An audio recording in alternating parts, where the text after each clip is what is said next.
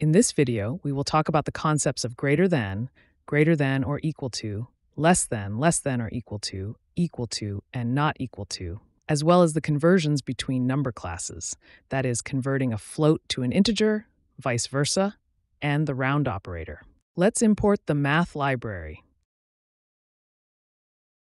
Next, let's create two variables. The first one we'll assign it the e function from the math library and then print it. The data type of a is float.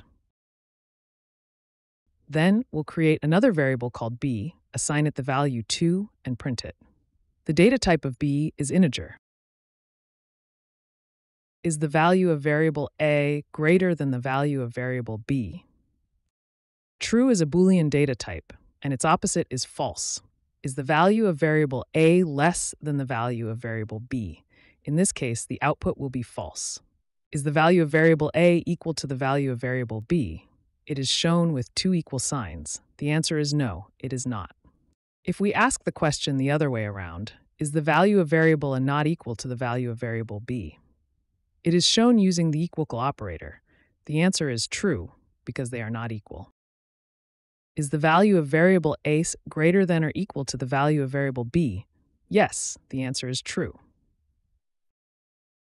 Let's create a new variable called c and assign it the value 2.0 as a float. Then let's convert the c variable to an integer and assign that value to a new variable called d. Finally, let's talk about the round operator. Let's create a variable called e and assign it the value 2.91367. It has 5 decimal places. If we round it to 4 decimal places, the result becomes 2.9137. However, if we round it to 2 decimal places, it becomes 2.91. Why? Because if the digit right after the target decimal place, the next one, is 5 or greater, the preceding digit increases by 1. Otherwise, it stays the same. Knowledge Club, the bridge to the future.